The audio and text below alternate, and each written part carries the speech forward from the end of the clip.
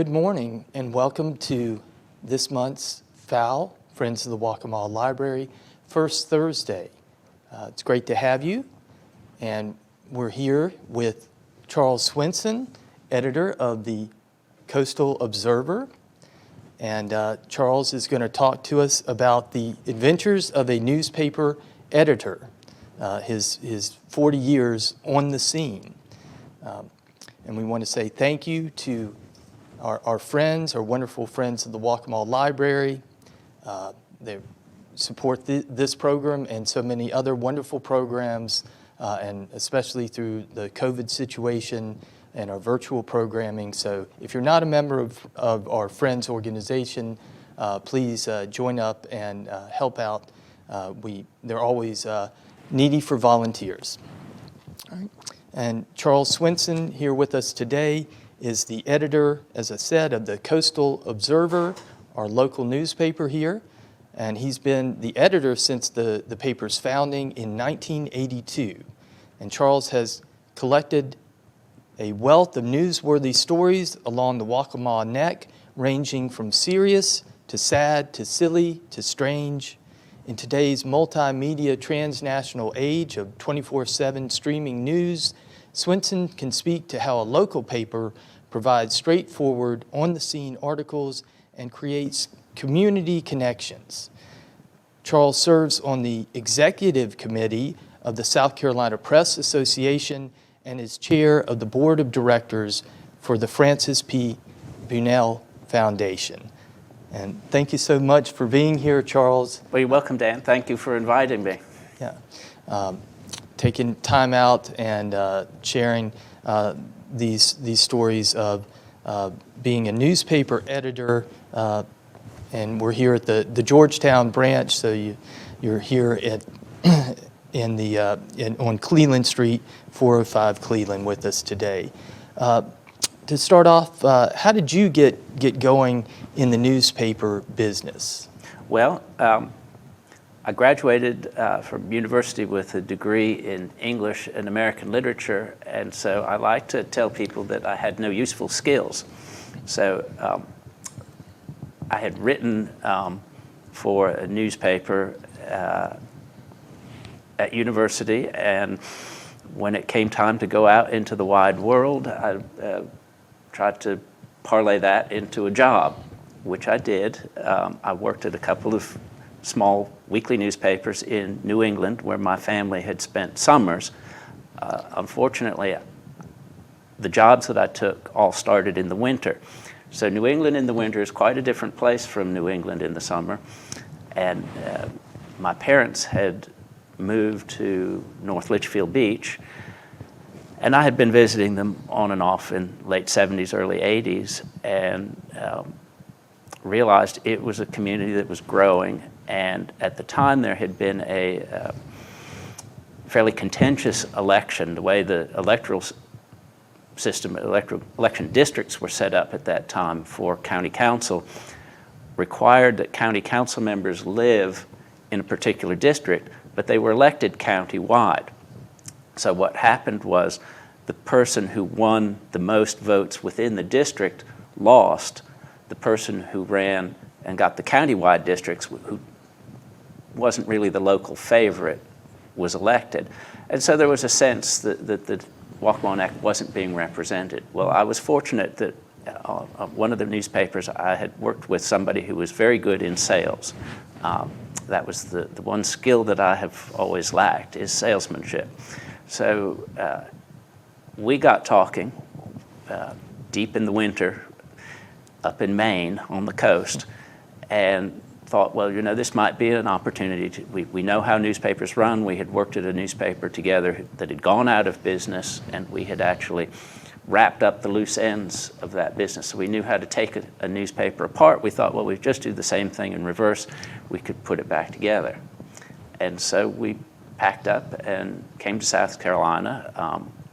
We found somebody who would print the newspaper, and then we went out and sold some advertising, and that's never looked back. Well, Charles, I started out as an English and French double major, so I doubled down You had in absolutely no skills. in Yeah. useless skills. So I'm twice as useless as you were, and I was taught English. I was an English professor. And taught at the university level for 20 years, so I know all about that. But I'm gonna argue your no useful skills, because to be a good editor, you have to have writer. You got to be a good writer, proof reader. Have to have a photographic eye, nose for a good story. Have to have a highly tuned BS radar, the ability to make and meet a tight deadline. Got to know your audience and what they believe matters. And you also have to push some issues, push awareness of other issues. So being an English major, maybe that opened you up, opened up your mind and got you going with some of those, whet your appetite at least with those skill sets. Right. Well, and I agree with you that people talk about journalism as a profession. I think it's actually a craft, and the distinction between the two would be that there are certain skills that are required to be a journalist. There are no professional standards other than those that are self-imposed, and we hold ourselves to certain standards, but those standards are fairly fluid, as fluid as you want them to be. So I think the essential part of the craft is, as you say, there are lots of moving parts to it, but principally I think you have to be curious. You have to be interested in what people say and what they do. And a lot of people, they're interested up to a certain point, but beyond that, they're not listening. They're just waiting for a pause so they can talk. I think one of the interesting parts of the job, and one of the things I enjoy, is that it is so varied. There's many different things that you can do, and not everything is something that you necessarily want to do, and certainly don't want to do it all the time. But there's enough variety that makes it entertaining. And it's appropriate that we are here doing First Thursday, because Thursday for a weekly newspaper such as ours, it's the best day of the week. I mean, everything is golden, except for the mistake that you saw in print this morning that you wish you had seen last night. But you learn to live with that. And I think that's the other part of the education, is you learn from your mistakes. And we certainly make lots of mistakes. And some are small, some are embarrassing. Each week you start from scratch. And no matter how good, if you had the perfect newspaper on Thursday, 7 days from now, you've got to come up with something else.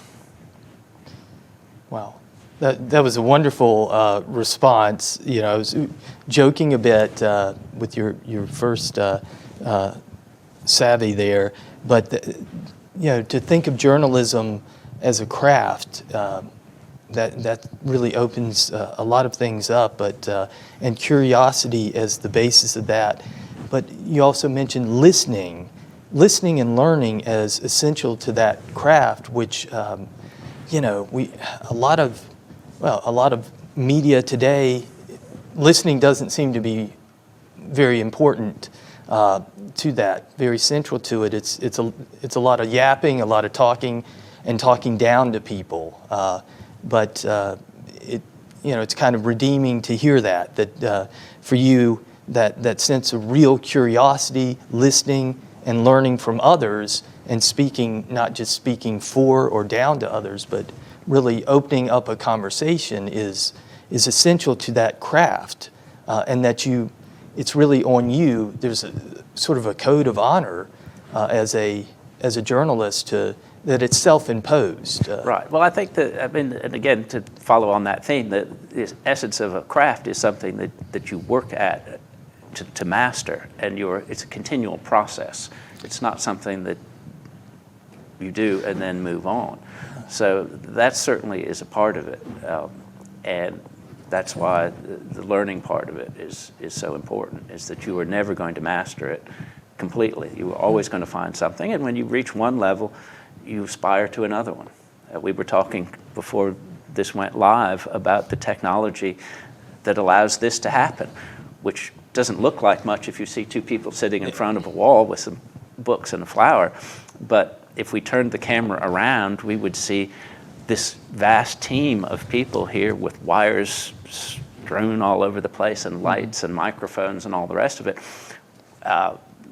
You know, that's a craft as well, and it's not one that I've mastered. So. No, and I haven't either. And thank you for calling attention to Heather Pelham, who works the camera here, and does so much more edits and is a wonderful videographer, and Truman Wins, who is a magician, doing the live feed and problem solving as he was doing this morning to get us going, and working and doing the tech.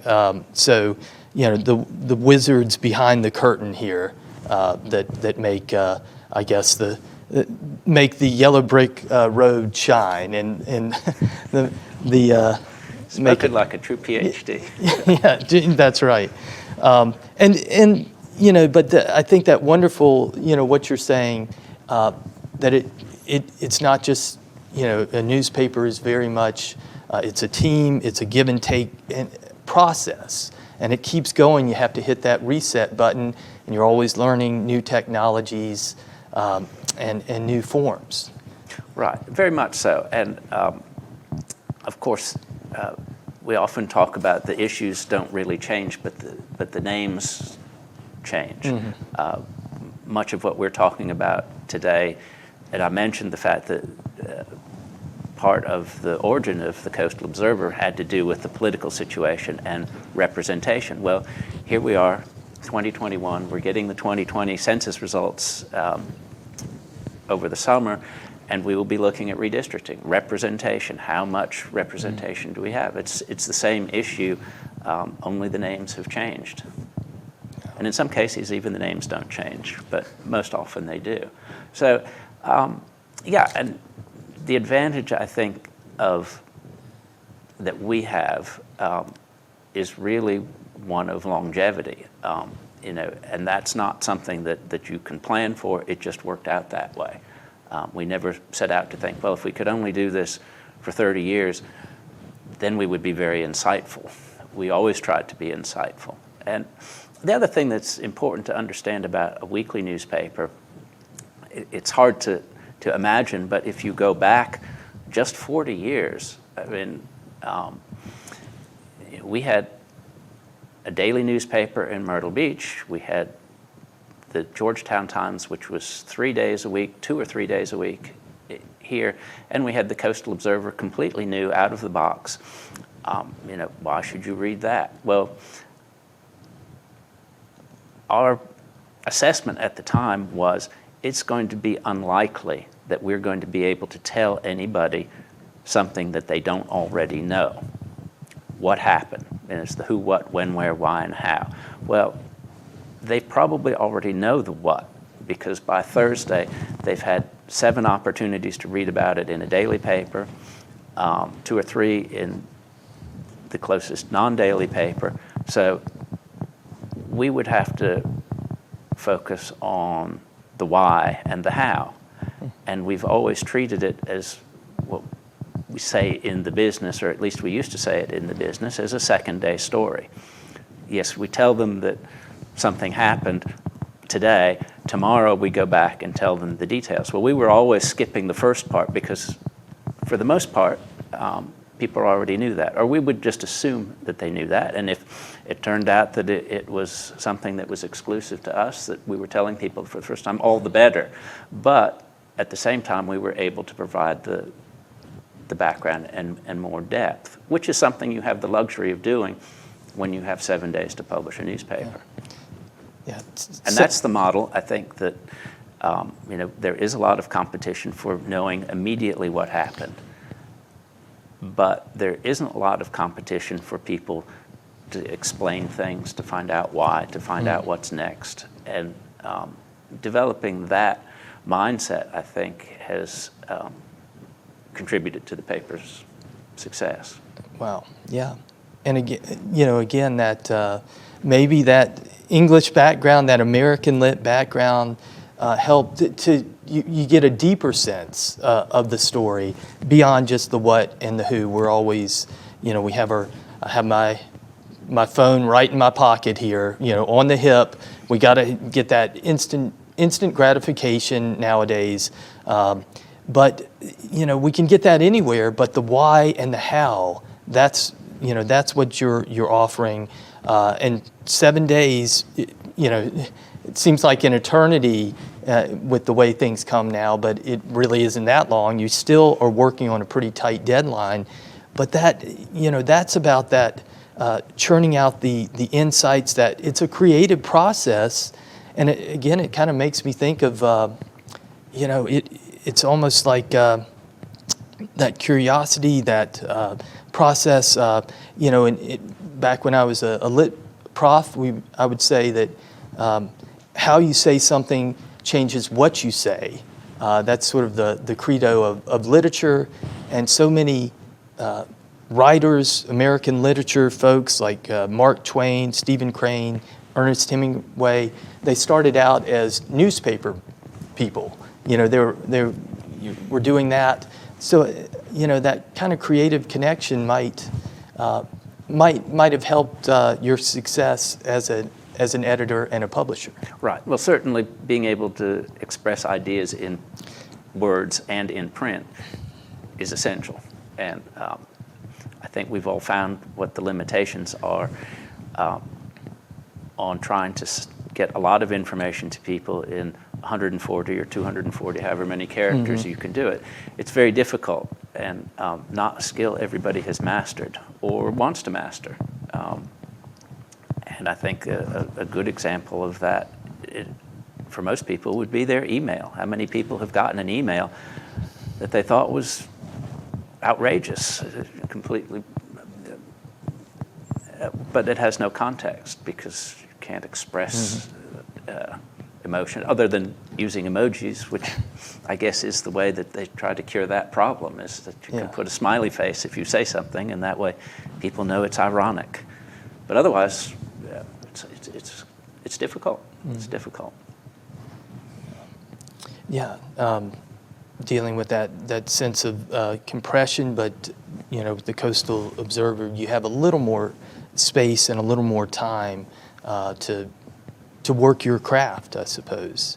Right. Well, it's still a question of trying to explain things, often complicated things, and often things that may not be the most interesting. They don't have a story, an inherent story. So the question is, can you find the story? What is the story? I mean, everything has a story. And we sit through budget meetings every year, sometimes 2 or 3 meetings of budgetary for different levels of primarily local government.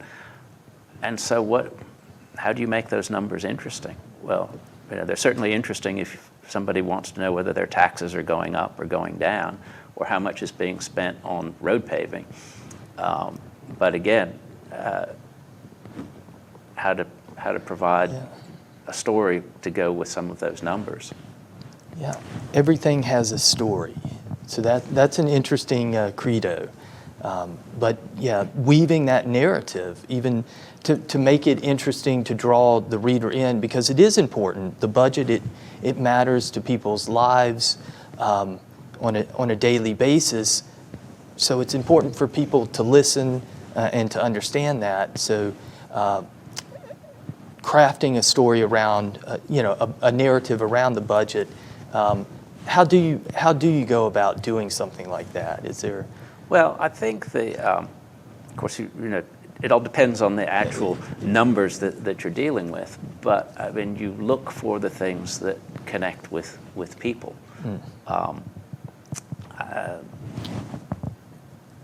One example that comes to mind, I guess. Well, let's take an even better example. The room that we're sitting in is part of library planned to be renovated and expanded. It was somewhat controversial when it came up for final approval, because people thought, well, why should we be spending money to fix the library when my road is unpaved and my ditch is flooded, my yard is flooded?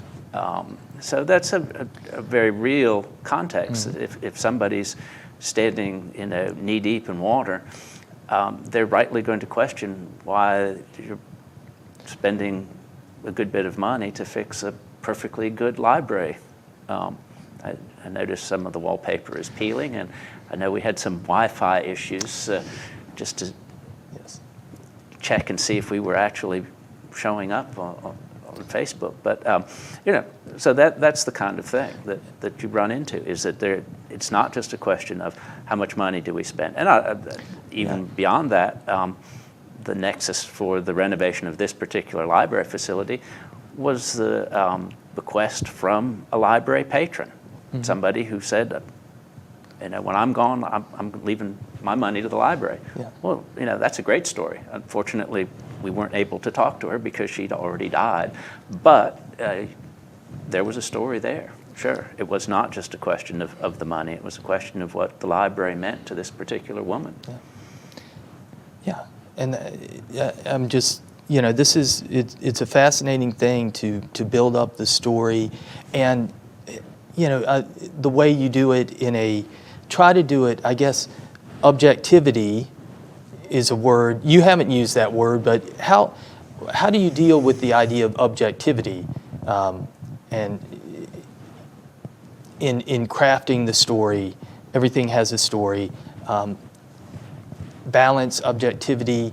Again, it seems like a lot of news sources out there have just sort of thrown objectivity to the wolves. Right. But it seems like you're.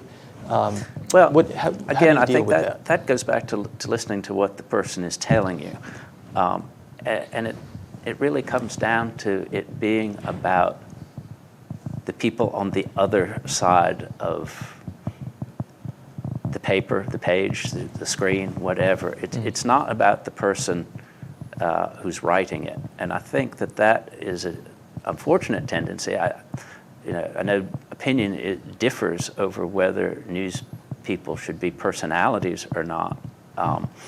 This is about, as far as I'm willing to go to be a news personality, is talking with you. We are not in the business of promoting ourselves as anything other than, here's the newspaper, this is what we do. We hope that it is useful to you. But it's not about us and look at how useful we are. Mm-hmm. This is about you, and look at how clever you are at asking these questions. Yeah. It's to give voice to the people on the other side of the page, the people you're interviewing. Now, there is also the argument that's made that, well, you can't be objective, and anybody who pretends to be objective is really doing no more than that. They're pretending. Mm-hmm. Everyone has a hidden bias. Well, all right, fine. Maybe they do, and maybe we can't. The question is, did I explain what you just told me accurately to somebody? I may not agree with what you said, but did I do it accurately? Yes, it's very easy to pick and choose the things that are colorful. Certainly, people have gotten into lots of trouble for saying things that were colorful, which may have been taken out of context in which they were said. So, gotcha. Yeah, I don't think it hurts to provide context. Doesn't make it any less colorful. Okay. All right, color and context. What would you say, 40 years, that's a long time, and a long time to serve as editor, although you've done a little bit of everything, as I mentioned, writer, proofreader, photographer. But what would you say is the biggest story you've covered? Well, I don't know about the biggest. I mean, I guess the question is, was it big in some kind of global context, or was it big in our lives? I mean, a couple of things come to mind. One of the most interesting, I guess, from that sense, was Hurricane Hugo, which is kind of still our benchmark hurricane, 1989. And I lived about 1.5 miles west of Pawleys Island. So the storm passed, and tornadoes did sound like freight trains coming through in the night. Drove down to the island and met the National Guard. And back in the day, when we used to have civil defense, the Civil Defense Office gave us a little card, and it said, you were qualified as a civil defense. Civil defense is okay to you to go through. So I showed that to the National Guardsman with his M16, and he just kind of looked at me and was like, no, nobody's going past this point. Well, a deputy pulled up, and the deputy was Isaac Pyatt, who happens to be our chief magistrate, holding court just down the street as we speak, I think. And he said, yeah, I'm going over there, hop in.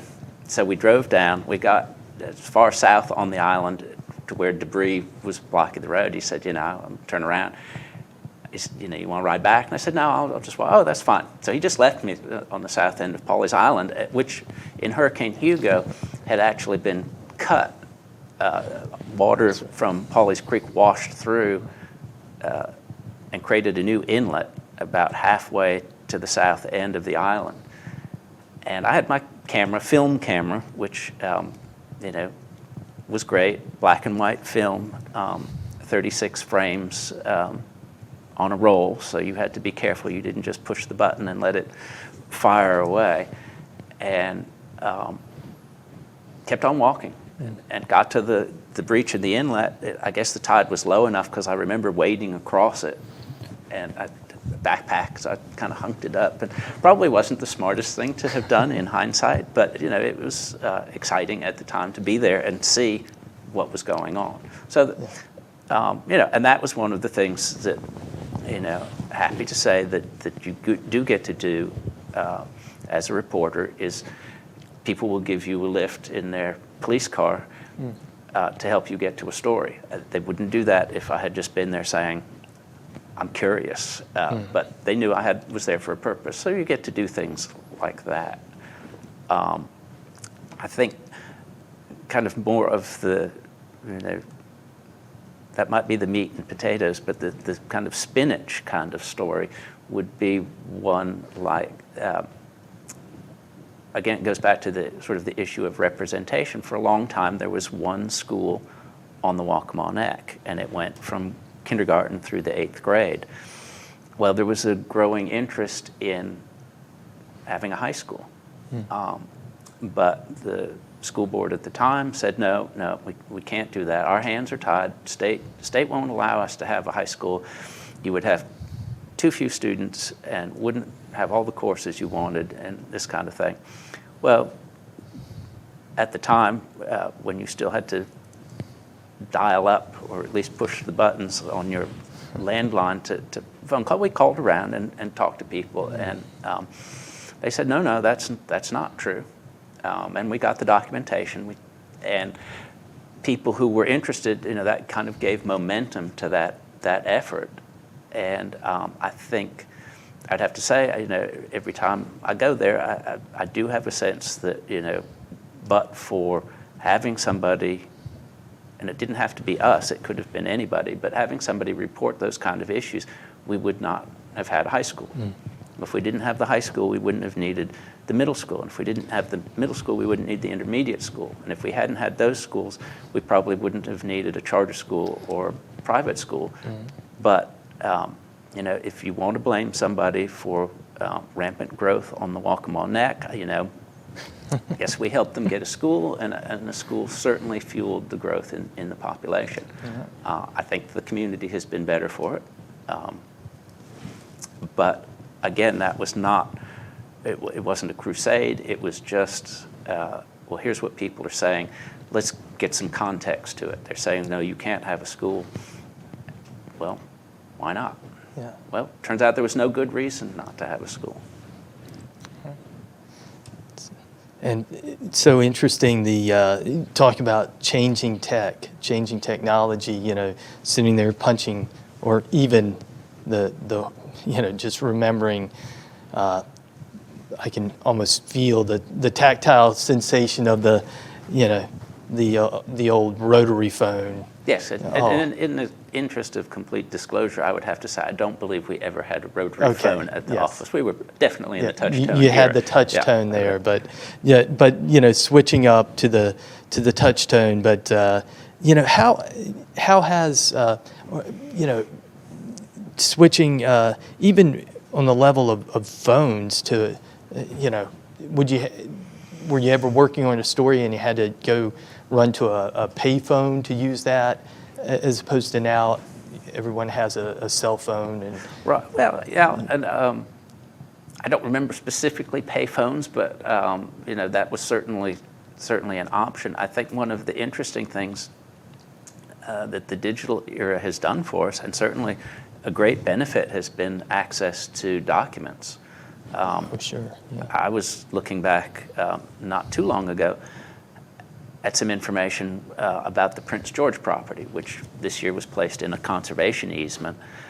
And the whole saga of the Prince George property was played out in federal court and through some federal agencies that were related to the failure of the savings and loan industry, particularly ones out in Texas and Kansas.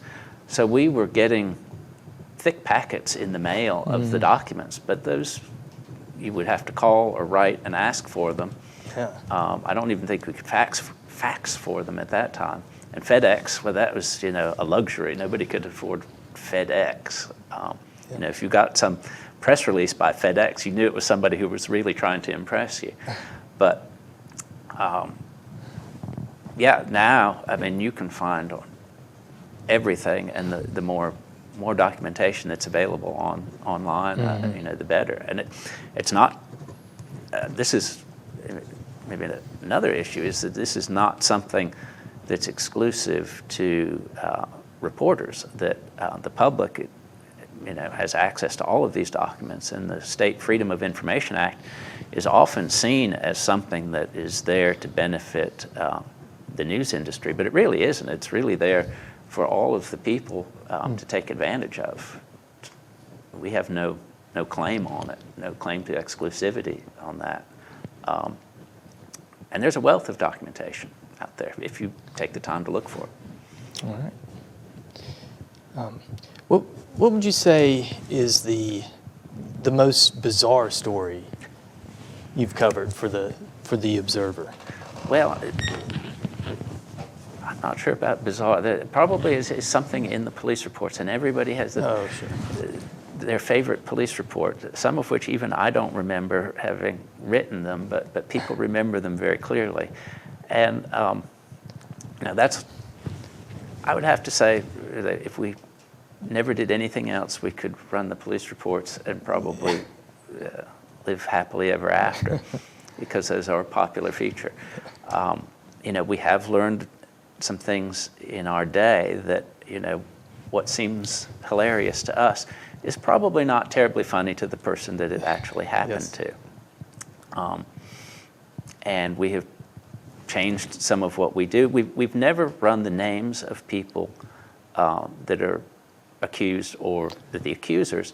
And the reason that began was simply because we didn't have the resources to get to the courts to find out how the case was disposed of. So if I'm going to say that Dan Turner, you know, did something, you know, I ought to be able to have the follow-through to say, oh, and you know what? He didn't do it after all. It turned out to be somebody else. So that's kind of the origin of that policy. And in certain cases, capital cases, where you would certainly expect to follow through, then I think that's appropriate. But for the day-to-day kind of things. But one of the ones, and this would be one that was elevated to national importance, I think, was something from Murrells Inlet, where often colorful cases arise, and it had to do with a couple of women, and one of whom was named Big Butt Sue. Well, we thought that was kind of funny. Well, Big Butt Sue called, and we thought, oh gosh, well, anybody named Big Butt Sue is probably not calling, in a happy frame of mind. Well, she had a complaint, is that her name was not Big Butt Sue, S-U-E, it was S-U.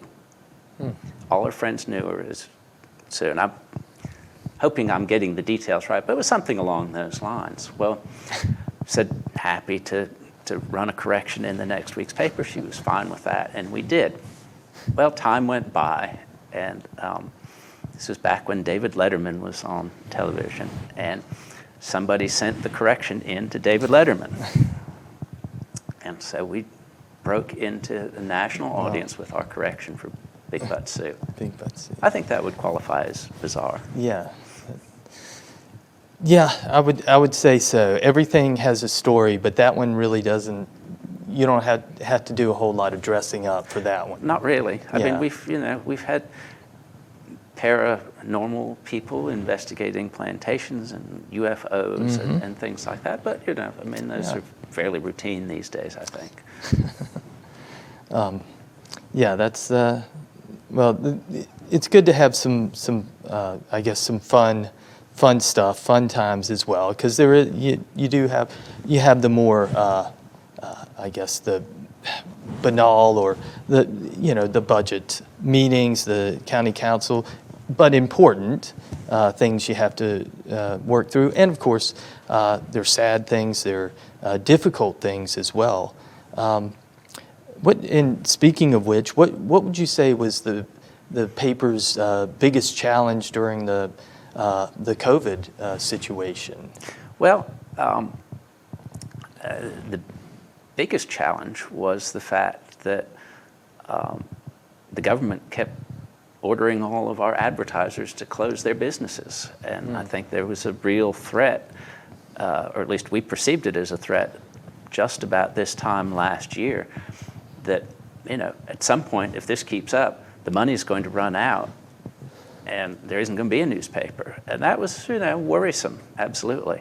I think we just kind of came to grips with that and said, well, we're going to keep doing it as long as we can and see what happens. And it seems like it's working out to the good. But we had two things that were of concern, immediate concern, aside from the financial side. From the reporting side was, first, we didn't want to get sick because thinking back, a year ago, if you remember, that it was, a scary thing.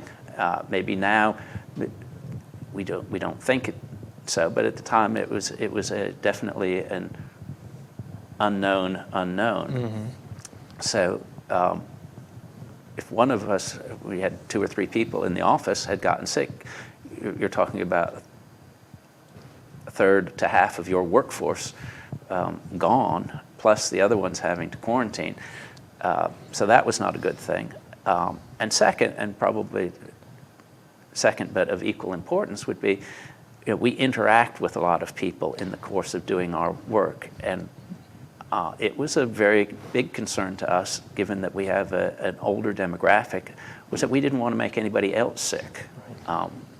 To interview them today and turn out that in a week they are seriously ill, that or worse, was not something we wanted to get into. So again, that was a challenge. I think we were fortunate in that as much of the news was done remotely, thanks to Truman and Heather and Randy Akers. We put in a plug for Randy, who's our go-to guy. They were able to keep the flow of public information going, which was very helpful. And I think people found that helpful. People are still asking that broadcasts of public meetings continue, which is very helpful. And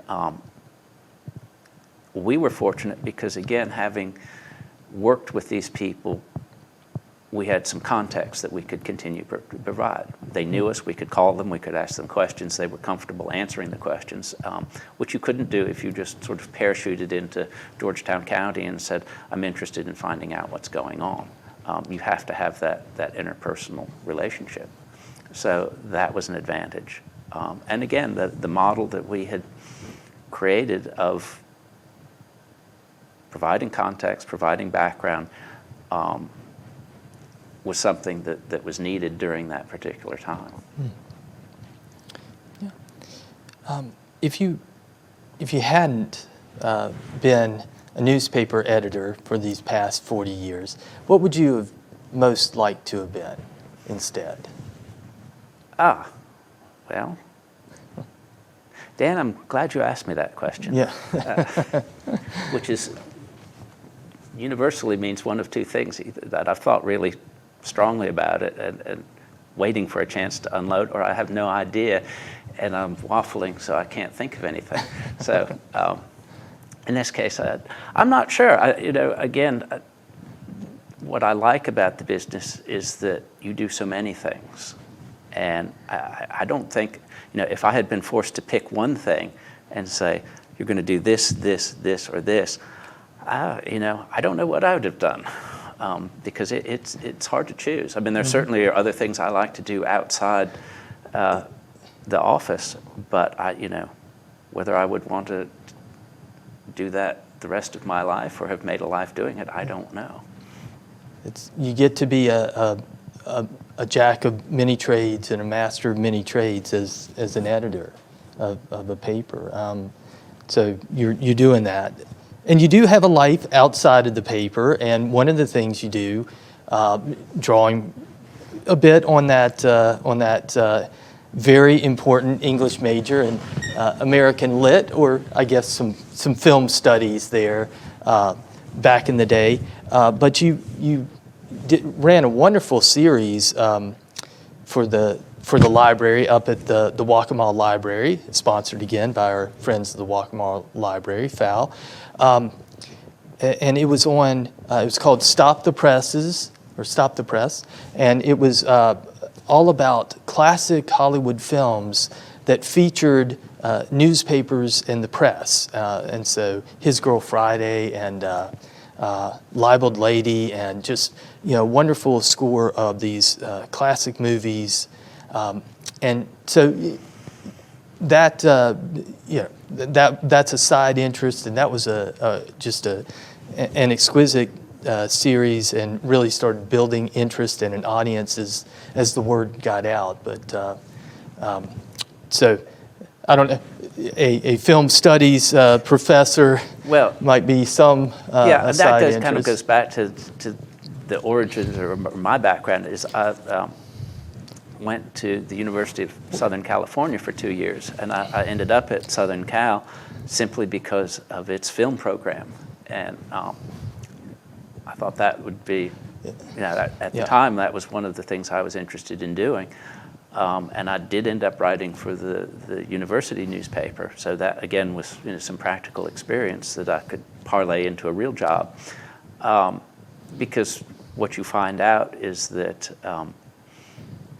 actually making movies, it's very interesting, but it's a lot different than it looks if you're just sitting in a theater watching the movies and thinking, boy, that looks like fun.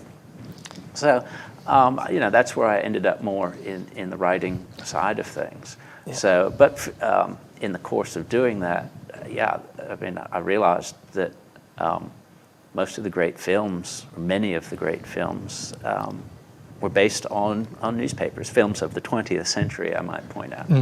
Not so in the 21st century, but the classic films were rooted in journalism and print journalism, because that's where so many of the writers came from. Yeah, Citizen Kane was, right. Citizen Kane that's would what you be led off with. Absolute, Yeah. And it was just a wonderful motif to explore, and with these great films, and some that I that I hadn't seen or heard of, and several folks in the audience hadn't, like Ace in the Hole, wonderful Kirk Douglas number. But Right, and it was not always a romantic view of the press. People have been critical of the press before our own time. Yes, Hard to very much imagine, so. but in fact that is true. Yeah, but and so you had this interest in film fired by going to they call that, of course, the other USC. That's right. I never knew there was a USC East, as they used to call it. Yeah, variously termed, but And yes. the person that told me that was Chuck Jones, who was the animator of the Bugs Bunny and other Warner Brothers, or director of Warner Brothers films, was one of the speakers at a class. And he said, "Oh, I've just come here from USC." And everybody in Southern California had this blank look on their face. Yeah, well, that's the place to go for film studies, and you certainly brought a whole lot of know-how, and that was terrific. And we hope you'll do an encore performance. A different series you were slated to give heading up to the November 2020 presidential and other elections, but I think most people were focused on the presidential election, Super Tuesday. We had one slated, but of course COVID intervened. Could you say a word about that? We'd love to rerun it. Right. Well, I think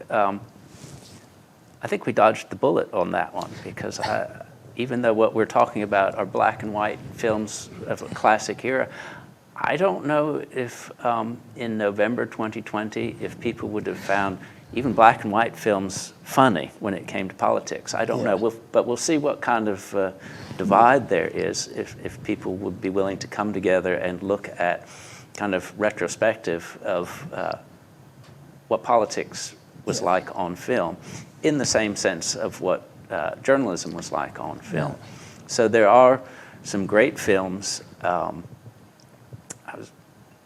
one of which, The Last Hurrah, which is taken from a book, but is about the quintessential Irish politician making his last run for office.